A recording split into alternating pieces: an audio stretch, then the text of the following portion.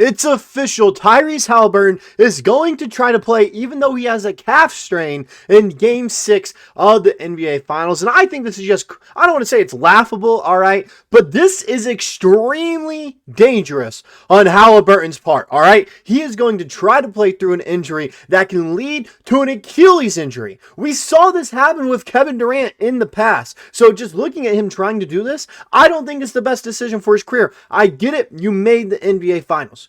Any person that makes the finals, you're going to want to play through an injury. I'm not blaming him for that. I just think it's the fact that it could be worse because we don't know what grade of a calf strain it is. If it's super bad, it can lead to a major injury. Majority of these strains, you're out for a few weeks. We saw with Aaron Gordon, he didn't look like the player that he was against the Thunder in Game 7 with his hamstring strain. Calf strain is even worse because that can lead to an Achilles tear. So this is extremely dangerous on Haliburton, and I think no matter what, I said it in yesterday's video, no matter what, if he plays or doesn't play, I think this injury on Haliburton has just secured Oklahoma City the NBA championship in Game 6 in Indianapolis. But we're going to break down everything that we know about the injury, and also I'll throw in some, a little bit of my information that I wrote for an article I published today that you guys can go check out on Last Word on Sports, all right? But we're going to cover everything I know and what to expect here in Game 6 in just a few hours before we get into all that. Quick moment, recognize 66% of you guys that are watching these videos are not yet subscribed to the channel. So if you're new to the channel and you enjoy what we're doing, or you've been here a long time but you haven't hit that subscribe button yet, go ahead, hit that subscribe button. It's the best way to support the channel. With that out of the way, to go ahead, getting and talking about it. Tyrese Haliburton, calf strain injury. I think it is incredibly dumb. All right. Through his regular season, he's 100% resting. It's the NBA Finals, though. He's going to play. I'm not blaming him for trying to play through an injury and win it, especially when you're this close to winning it all. All right. It'd be one thing if you're down 3-0 in the series, 3-1, 3-2. I get why you're playing. All right. 2 more wins, you win it. I get it. You're trying to force a Game 7. I just don't think this is going to be great for his career. Because what's going to happen is he's going to try to play through it. And this game, the injury is going to get even worse. And it could potentially be an Achilles tear. So I am praying that doesn't happen. I don't want Haliburton to get injured because he truly is one of the best young guards in the NBA. Overrated this, overrated that, he's underrated in my opinion. He truly is a great player. You don't want to see him get injured. But we did see a report today that kind of came out there. It said by Shams Charania, Tyrese Haliburton is expected to play in Game 6 tonight. He's fully intending to be out there tonight. He's going to put it out. So we see it right there, all right? We see it. I don't think this is a smart idea. I don't think it is. I don't think it's smart to try to play through this injury. All right. I get it. It's NBA Finals, like I said before. If something happens, one minor thing happens, this is going to set back his career potentially. It will. All right. So you don't want to see anything like that happen. I wrote about that a little bit. And some of these are just, the article I wrote is for betting lines. All right. And you guys can follow along with that if you want. But Haliburton is dealing with a calf strain heading into Game 6. And it was rumored he might not play depending on the severity of the injury. Now he will play no matter what, but this will limit his game. He will not be as explosive, limiting his driving ability and rebounding. Seeing the line at 4.5 rebounds. And this is where I get into my, betting stuff a little bit if you guys want to follow along.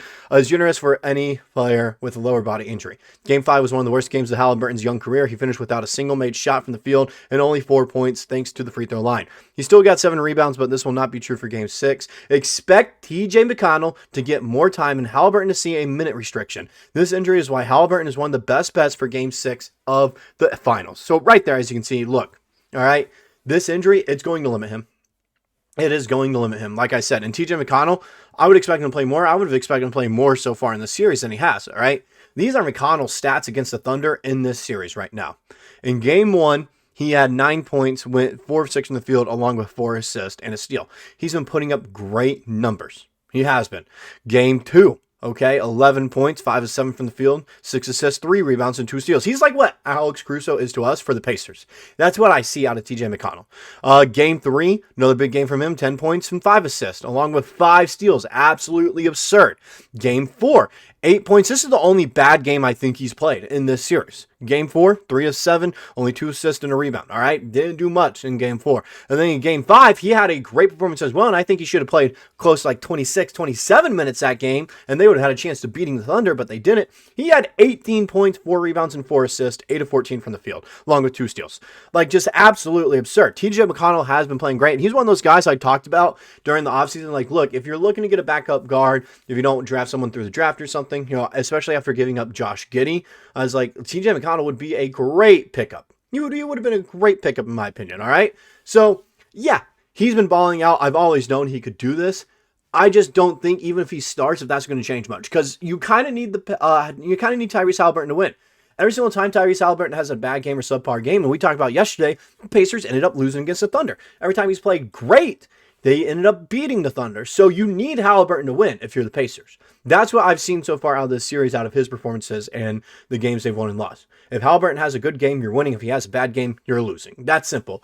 Now going to some other stuff, there's some other players I feel like are going to have good games as well, like Shai Gilgeous-Alexander in closeout game. The MVP, Shai Gilgeous-Alexander, is due for the biggest performance of his career. He has a chance to do something no other Thunder star has done, win an NBA championship. This alone should have everyone betting the over for his points in this closeout game. Shai has hit the over on his line every closeout game this year. This is where I go into the stats for him a little bit, all right?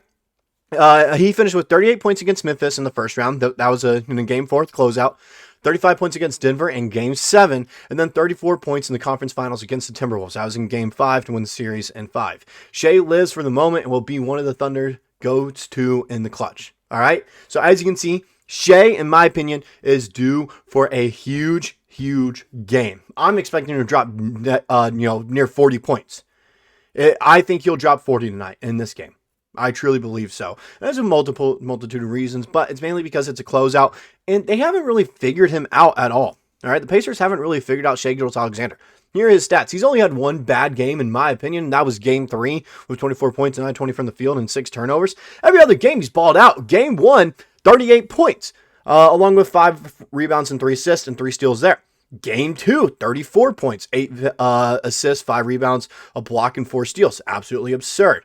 Game 4, 35 points and 3 rebounds, no assists. That's kind of crazy to think about, along with 3 steals. Defensively, he's been there as well. You see, Game 5, 31 points, 10 assists, 2 rebounds, 4 blocks, 2 steals, and only 3 turnovers. Like I said, he has been balling out the entire series, so I'm expecting Shai to go lights out in a closeout game. I'm not expecting him to miss a ton of shots. I'm expecting him to take over this game, score 40 points, damn near triple-double action as well. And then also Jalen Williams, another guy who has been getting nothing but better against the Pacers this series. First game, started off too hot. 6 of 19, 17 points. Could have been better. Game 2, 19 points. Okay, slowly getting there. Game 3, okay, another increase, 26.6 rebounds, 3 assists. Nice. Game 4, 27 points, 7 rebounds, 3 assists. Okay, starting to see J-Dub truly be the second option. And then Game 5, he went lights out as well. 40.6 rebounds, 4 assists, and a steal there. Going 3 of 5 from 3. That's what we need to see. I think Jalen Williams can replicate something very similar to that. Other guys that aren't getting talked about enough as well. Tyrese Haliburton, he's not going to be as explosive and be as good on defense now. It should create a lot of opportunities for some off-ball action and some dribble penetration to get guys like Dort, who is shooting surprisingly 58.3% from 3 in the NBA Finals right now. All right, get him some open shots. Get him some open looks. I'm expecting, because of this injury, guys that you're going to have to play over Tyrese Haliburton usually in these minutes, like a TJ McConnell, if that injury truly is bugging him that much, you're going to get a bunch of open perimeter shots. It just comes down to being able to knock them down. And Dort has done that, so I'm expecting him to have a big game. I'm expecting Dub to have a big game. I'm expecting Shai to have a big game as well. If those 3 can get it going, all right, just play how they normally play, the Thunder are going to win this game by 20. All right, because of this Haliburton injury right here, it is going to affect how the Pacers play, and I think the Thunder have just secured a Game 6 victory. But that's all I got for this video. I will let you guys know if you see this. I will be at Loud City Live, hanging around Bricktown after the game as well, maybe even before the game, okay? If you see me, come up, say hi, all right? That's all I got. See you guys in the next one.